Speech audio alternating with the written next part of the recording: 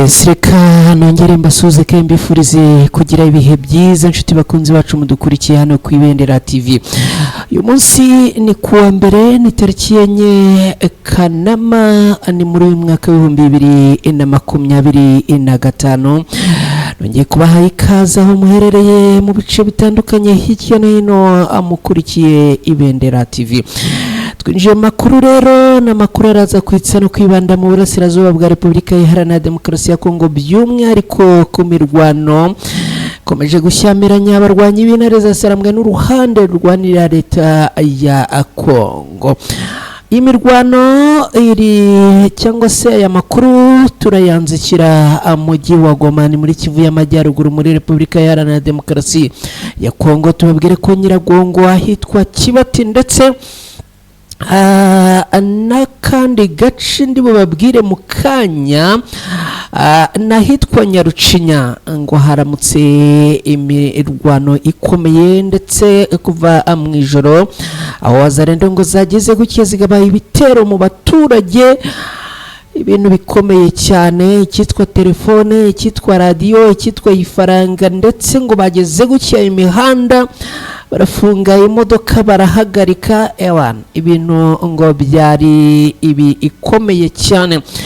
Ibi turaza kubigarukaho ku buryo burambuye, turaza kano kunyarukira muri Kivu y'Amajyepfo tubabwire ko ikibuga cy'indege cya Kavumu butuvugana ngo kiri mu muriro utoroshye w'amasasu kuva mu gitondo cyo kuri uyu munsi, kuva ku munsi w'ejo. Imirwano yaririwe, imirwano yatangiye hagana ku isaha 12:00 za mu gitondo. Imirwano iraba, abarwanyi b'intare za Sarambwe bakora ambushi. Ibi twabigarutseho amakuru y'ejo ahagana ku mugoroba. Rero muri iki gitondo nabwo imirwano yongeye kuramuka muri bice, ibi turabyinjiramo ku buryo burambuye. Turaza kandi kunyarukira muri Kivu y'Amajyepfo mu mujyi wa Uvira indani, tubabwire ko hari abavugwa ko ngo yaba ari maneko z'abarwanyi b'intare za Sarambwe bagera kuri 5 ngo bafatiwe muri uyu mujyi wa Uvira. Akantu ko kandi ibi turaza kubimanukaho. Iyo ngeze kuri izi nkuru zijyanye n'aba bantu bivuga ko ngo ari maneko baba bafashwe, rimwe na rimwe usanga hafatirwamo n'abantu b'inzirakarengane. Cyo nakubwira nuko ubu tuvugana ngo aba barimo gutocaringwa mu buryo bukomeye. Turaza abirumvikana no kunyarukira Warungu muri teritwari ya Warungu na teritwari ya Kabare, turebe uko byifashe kugeza ubu ngubu. Abarwanyi b'intare za Sarambwe babyukiye mu mikwabo iremereye. Ndaza kukubwira ko hari imbunda bamaze gufata mu gitondo cyo kuri uyu munsi.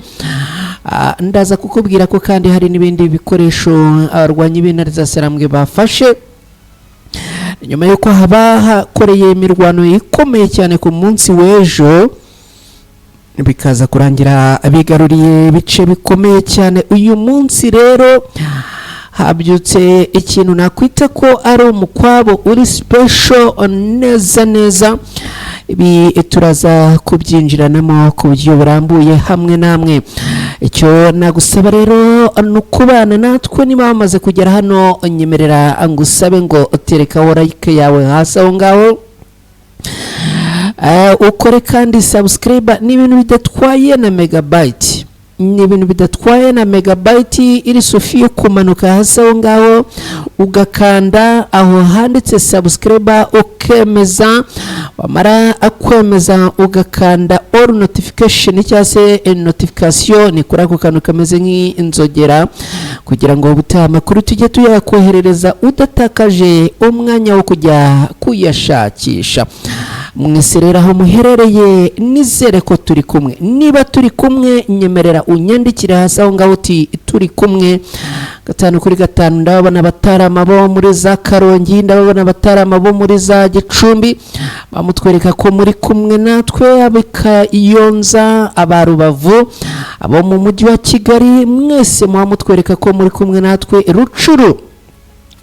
Rucuro muri Repubulika Iharanira Demokarasi, ariko inshuti zacu zo mu mujyi wa Goma ko mudaheruka kwinyagambura bintu bimeze gute, dore yuko ngo aha muri ibice bya Goma rwose ngo abarwanyi b'intare za Sarambwe bakomeje kugenda bita ku kintu cyitwa umutekano.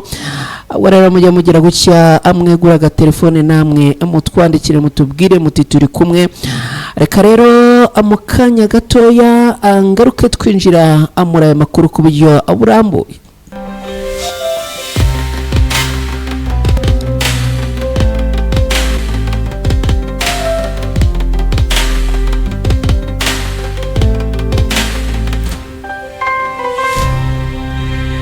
Yes, nongeye kubaha ikaze ku buryo burambuye muri aya makuru n'amakuru n'ubundi nongera kwifuza kubana namwe cyangwa se n'amakuru nongera kubasabamo kugira uruhare muri yo. Abyanze bikunze ubwo muraza kugenda amuterekaho like nzibone, ibitekerezo byanyu mubyandika mbibone. Abantu baherereye muri Leta Zunze Ubumwe za Amerika, hari umugabo witwa Pastor Steven Tera yambuye tubwira uti turi kumwe n'izindi nshuti zacu ziherereye muri Canada, muri Norvege, mu Bufaransa, mu Bwongereza, mu Bubiligi. Mwese tuba ahaye yambu. Abantu baherereye muri Kenya, muri Zambia, Uganda, Burundi, DRC, namwe ikaze. Reka twihute. Uyu munsi ni kuwa mbere, ni tariki 4 Kanama muri uyu mwaka w'2025.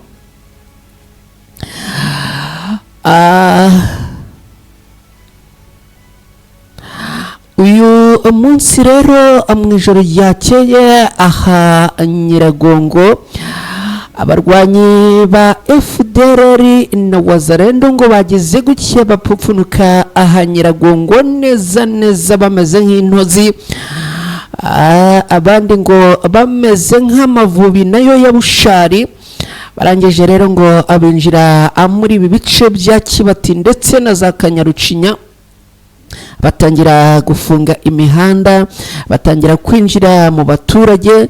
Uwo basanze ibiryo bihiye ibyo bahitaga bafatiraho, uwo basanze ngo agatelefone gateretse hariya tayari ko bakabitse bagakoma umufuka, uwo basanze radiyo iri hariya tayari ngo bahise bayikoma umufuka. Ibi rero bikavuga yuko ngo izi Wazalendo zagize gutya zisuka mu baturage ahagana ku isaa moya zishyira isaa 2. Abaturage ngo baje gutabaza ku barwanyi b'intare za Sarambwe. Abarwanyi b'intare za Sarambwe ngo bahageze mu masaha ya saa 3, abasanga n'ubundi Wazalendo ngo zamaze kucaho. Ariko icyo nenda kugarukaho akura ya makuru cyase kuri Wazalendo aha Nyiragongo, Wazalendo zikomeje kuba ikibazo gikomeye cyane. Umuntu akibaza ngo ese izi Wazalendo aha Nyiragongo hagenda hapangwa imipango, hagapangwa ama operations y'abarwanyi b'intare za Sarambwe yo kuzihiga, ariko ntizishira, ntago zishira rwose. Niba zigenda ziyuburura, niba zigenda zizuka, niba zigenda zigira gute zizamuka mu butaka ntumbaze. Ariko amagingo ya n'ubundi zongeye guteza akavuyo n'akajagari aha muri ibice bya Kibati. Ingo zageze ahitwa aha za Kanyarucinya, zigira gutya zifunga umuhanda, imodoka yose itambutse bakayihagarika, amafaranga barayabambura. Ushatse kuvuga yewana ngo urusoro rwari rumeze nabi kubera yuko ngo bari bafite n'imbunda zirimo n'amasasu. Ibintu rero bikaba byongeye gukomera mu by'ukuri, dore ko haza Kanyarucinya ngo nta watambukaga, nta wavugaga. Iyo wavugaga ubwo nyine nawe urabyumva icyakurikiragaho. Hanyuma rero ibintu bikaba bikomeje kuba bibi cyane, dore ko ngo n'ubundi bageze ahangaha bagatangira gusuka imiriro y'amasasu bagahangayikisha abaturage bakagira ubwoba ngo binjira mu nzu zabo. Barangije rero ngo bakajya babasangamo bakomanga ukingura bakwaka amafaranga uyatanga. bikomereza bakwaka amafaranga uyabura ibintu bikubana bibi cyane. Biravuga ko ngo hari n'abaturage bashobora kuba batwawe kugeza ubu ngubu, abahondaguwe, abarashwe, ibintu byari bikomeye ku rwego rwo hejuru. Ngibyo rero ubwo turaza gukomeza tugenda dukurikirana, gusa ndagira ngo nkubwire ko mu ijoro ryakeye aha muri bice ibintu ngo byari bimeze nabi cyane. Reka twerekeze muri Kivu y'Amajyepfo, n'ubundi turimo gukubita tubangura kubera ko ndabona amasaha arimo kunyaruka. Ikibuga cy'indege cya Kavumu rero ubu tuvugana aha naho ibintu bikomeje kuba bibi cyane. Magingo tuvugana amasasu muri ibi bice neza biravugwa yuko ngo amasasu yazengurutse iki kibuga cy'indege, ndetse harabona umvaga bavuga ngo iki kibuga cy'indege ngo cyaba cyafashwe, ariko ndagira ngo gutangarize ko gufatwa kitafashwe, ahubwo abarwanyi barwana ku ruhande rwa leta ya Kongo barimo Wazalendo, barimo n'igisirikare cy'u Burundi FDNB, n'ubundi bagerageje gusana bagota iki kibuga cy'indege, ariko ndagira ngo nkubwire ko abarwanyi b'intare za Sarambwe bakomeje kugenda n'ubundi babigezayo. Reka kugira ngo nkubwire ibyaha Kavumu neza, reka mbihere ku munsi w'ejo. Ku munsi w'ejo mu masaha ya mu gitondo, abarwanyi barwana ku ruhande rwa leta ya Kongo, no kuvuga Wazalendo, FARDC, igisirikare cy'u Burundi, FDLR, bagize gutya bapfupfunuka cyangwa se bavumbuka muri parike ya Kahuzi Biega, abinjira muri ibi bice rero bya Kavumu, ndetse barombereza ku kibuga cy'indege cya Kavumu. Ahangaha ngo bahinjiye abarwanyi b'intare za Sarambwe ngo barababona, bamaze kubabona barabihorera, barashyekerwa, bigira imbere. Noneho abarwanyi b'intare za Sarambwe bashyira defense kuri iki kibuga cy'indege, abandi defense yabo igenda ahangaha kuri parike ya Kahuzi Biega, n'ubundi aho abarwanyi bari bamaze guturuka. Bimaze kugenda gutya, abarwanyi bo ku ruhande rwa leta ya Kongo barashyekerwa, bigira imbere. Bamaze kugira imbere rero, abagiye gusatira neza iki kibuga cy'indege cya Kavumu, abarwanyi b'intare za Sarambwe batangira ko barekuriraho imiriro. Noneho nabo bararasa, bamaze kurasa babona ko abarwanyi b'intare za Sarambwe bamaze kubarusha imbaraga. Noneho batangira rero kugenda bakora icyo nakwita ko ari ugusubira inyuma, no kuvuga contre back, bagenda abasubira inyuma.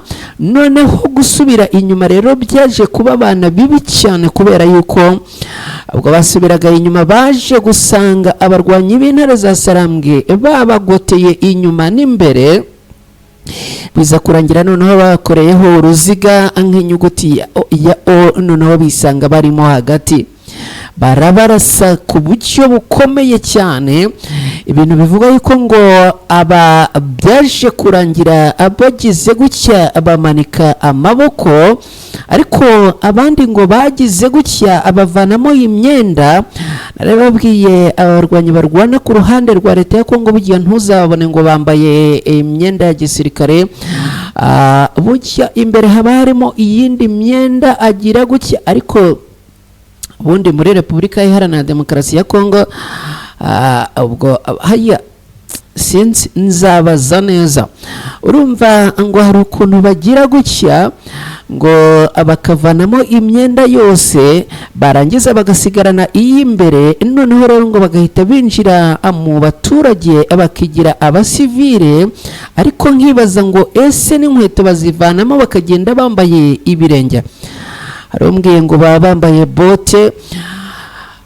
Hanyuma rero ibi byaje gukomerera rero abarwanyi bo ku ruhande rwa leta ya Kongo, bamwe biyambura imyenda abisuka mu baturage. Mu rukerera rwo kuri uyu munsi rero, n'ubundi bakaba bongeye kugaruka gusuka umuriro ariko ntari nava ku bijyanye na situation yuko umunsi w'ejo byagenze. Imirwano yiriwe ku munsi w'ejo n'ubundi abazarendo bagera ku 8 bamanitse amaboko afatwa n'abarwanyi b'intare za Sarambwe, abagera kuri 2 barakomeretse ndetse ngo hari n'ababarirwa muri 10 barasiwe ahangaha. Gusa bijyanye n'aba barasiwe ahangaha muri imirwano rimwe na rimwe usanga atari na ngombwa cyane, ariko n'ubundi bivugwa yuko ngo abarashwe ari umubare urenga 10 nubwo hatigeze hamenyekana niba ari abawazarendo cyangwa se ari FARDC cyangwa ari FDNB. Mu rukerere rwo kuri uyu munsi rero n'ubundi ngo bongeye kwisuka, bongera kugaba ibitero ahanga hafi y'iki kibuga cy'indege cya Kavumu. Bikavugwa yuko ari babandi n'ubundi bivanyemo imyenda ku munsi w'ejo, dore ko ngo bivanyemo imyenda intwaro bakagenda bazihisha mu bihuru na hehe hose, abandi bakagenda abazinjirana mu mazu. Rimwe na rimwe abangaba banafite n'inshuti zabo, abandi baba banafite imiryango yabo, akinjirana imbunda mu nzu akayitsimba. Aba rero ngo bongeye kubyuka mu gitondo bongera gushoza intambara kuri iki kibuga cy'indege cya Kavumu. Bikavugwa yuko ariko ngo hari n'abandi bongeye gupfufunika muri parike ya Kahuzi Biega. Imirwano rero n'ubundi rukaba rwongeye kwambikana hagati y'abarwanyi b'intare za Sarambwe n'abarwanyi bo ku ruhande rwa leta ya Kongo. Hari amakuru yangeragaho mu gitondo ambwira ko n'ubundi isasu ryongeye kubyuka rivuza ubuhuha hafi n'ubundi ibice by'iparike ya Kavumu, by'iki kibuga cy'indege cya Kavumu. Abarwanyi barwana ku ruhande rwa leta ya Kongo ngo bafite gahunda yo gutesha umutwe w'abarwanyi b'intare za Sarambwe, bagafata iki kibuga cy'indege cya Kavumu, bamara kugifata bakamanuka bakafata n'umujyi wa Bukavu. Ni mu rwego rw'uko ngo hari n'abandi bahawe misiyo yo kuzamukira umujyi wa Uvira, bagapushinga neza abarwanyi b'intare za Sarambwe baherereye muri za Sange na Runingo, bakabigizayo ubundi bakazamuka mpaka nabo bageze muri uyu mujyi wa Bukavu. Abarwanyi b'intare za Sarambwe rero ngo abakabirukana muri ibi bice. Ngibyo rero uko ibintu byifashe. Ejo hari umuntu twahoze tuvugana aherereye hariya muri Repubulika Iharanira Demokarasi ya Kongo, ambwira ati mwabantu mwe, ibintu biri hano ni bombastike, intambara barayivuga ariko twe tuba turi kuri firidi tubireba, ibintu birakomeye, isasu ni isasu, bombe ziteye ubwoba, ago biba byoroshye. Reka rero twerekeze mujyi wa Uvira ko bitatubangura. Muri uyu mujyi wa Uvira ndagira ngo nkubwire ko byongeye gutangazwa n'abarwanyi barwana ku ruhande rwa leta ya Kongo ngo hari emaneko z'abarwanyi b'intare za Sarambwe. Ni maneko rero ngo zigera kuri 5 bivuga ko ngo zafatiwe aha muri uyu mujyi wa Uvira. Reka nguhe ubwino cyangwa se nguhe akantu kandi kubijyanye n'iyi tekinike ikunze gukoreshwa hano, ngo abarwanyi bo ku ruhande rwa leta ya Kongo abafashe amaneko z'abarwanyi b'intare za Sarambwe. Abarwanyi bo ku ruhande rwa leta ya Kongo abagira gutya abakinjira mu baturage, aho ndarabibabwiye mu minsi yashize ko abarwanyi ba Wazarendo na FARDC bakoze liste y'abanyamurenge batuye muri uyu mujyi wa Uvira. Bakora liste y'abaturage bagenda bagaragaza urukundo ku barwanyi b'intare za Sarambwe. Iyo liste barayifite. Nta uzi ngo uyu nguyu azatwarwa uyu munsi niba utari watwarwa, nta uzi ngo uyu muntu azicwa ryari niba utari wicwa, ariko narabikubwiye ko hari liste bamaze gukora yaba agenda bagaragaza kuganduka cyangwa se kuyoboka abarwanyi b'intare za Sarambwe, abagenda bagaragara ko ari abo mu bwoko bw'abanyamurenge. Uko rero bikorwa, bigeza nijoro FARDC n'abazarendo bakinjira mu biturage. Narababwiye ko hirya no hino bamaze gushyiraho za bariyeri, hanyuma rero iyo bigeze nijoro abinjira mu baturage bagatangira kugenda, bamwe babatwara abandi babahutaza, ni nako baba banasahura. Ntugire ngo aho babera kabi ntago abajya bagenzwa na kamwe. Hanyuma rero abaturage bakabafata, bamara kubafata niba bari kuri iyo liste bamaze gukora, bakavuga ngo ni za maneko z'abarwanyi b'intare za Sarambwe bafashe kugira ngo bajye kubatocaringa cyangwa se bajye kubica nta gikurikirana. Nubwo buryo rero ibi bintu birimo gukorwamo, nakunze kugenda mbibasobanurira kenshi ko ahangaha muri uyu mujyi wa Uvira situation yifashe nabi ku rwego rwo hejuru. Abaturage barimo kugenda abakorerwa iyicarubozo, ikindi kandi ntibemerewe kuba bahunga. Hababwiye ko ibice bimwe na bimwe usanga n'ubundi birimo za maneko zo ku ruhande rwa FARDC, ushaka kugenda bakubaza ngo urajya hehe, uti ngiye guhaha, batijya guhahira ahandi. Gusohoka muri uyu mujyi wa Uvira ku baturage bisa naho bidatoroshye n'akana gatoya. Ngibyo rero ibyo twagarukaho kuri izi maneko abavuga yuko ngo ari iz'abarwanyi b'intare za Sarambwe, bikaba bivuga ko ahubwo ngo ari abaturage bagera kuri 5 bo mu bwoko bw'abanyamurenge bafatiwe muri uyu mujyi wa Uvira bakajyanwa ahitwa Atere Azuri. Bamara kugezwa ahangaha rero, dore yuko ubundi ngo bari banafashe abaturage benshi, ariko n'ubundi ni muri ya gahunda cyane muri ya tekinike yo kujijisha kugira ngo n'ubundi bitamenyekana yuko baje bafite abo bagambiriye gutwara. Baraza bagatwara abantu benshi, hariho n'igihe ngo batwara umugabo n'umugore n'abana ndetse ngo ntibabasiga, ariko bagera aho bateguye bamwe bakabarekura bati nimusubireyo, ahubwo bagasigarana babandi bari muri tageti zabo. Ngibyo rero uko byifashe hano muri uyu mujyi wa Uvira. Icyo nakubwira nuko n'ubundi ibintu bikomeje kutoroha, ibintu bikomeje gukomerera abaturage baherereye aha muri uyu mujyi wa Uvira.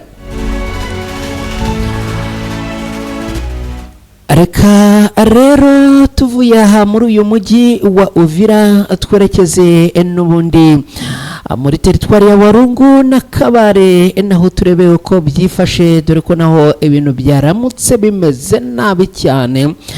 Abarwanyi b'intare za Sarambwe baramukiye mu kintu kiswe umukwabo, n'umukwabo uremereye kandi ukomeye, n'umukwabo ukomeye cyane.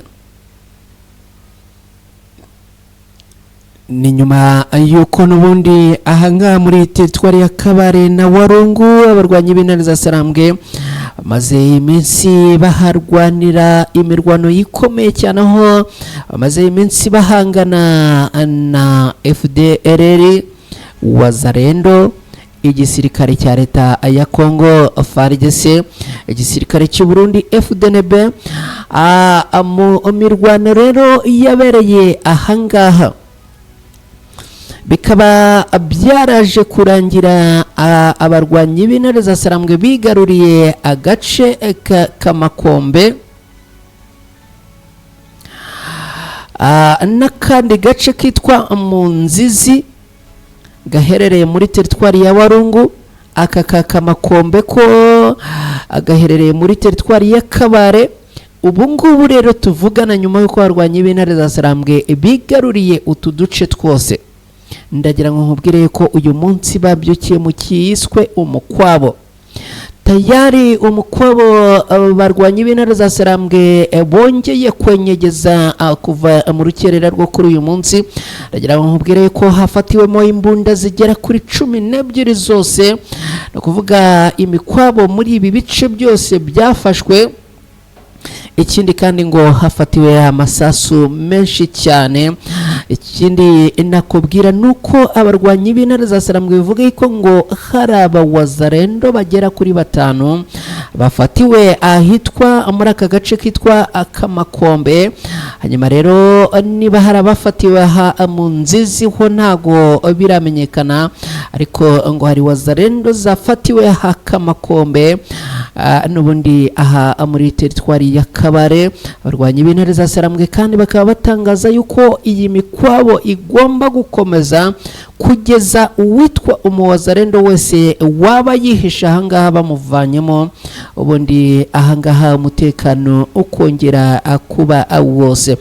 Reka rero nshuti bavandimwe bacu mudukurikira hano ku Ibendera TV, mbashimire kandi tugane ku musozo w'amakuru twagarukagaho muri aya masani updates ziba zigezweho ku mirongo y'urugamba. Mwese rero reka mbashimire, nkomeze kubifuriza kugubwa neza aho muherereye hose, mwirirweho amugira amahoro n'amahirwe, mugire ubuzima buzira umuze, abari mu kazi mwaye kandi muronke.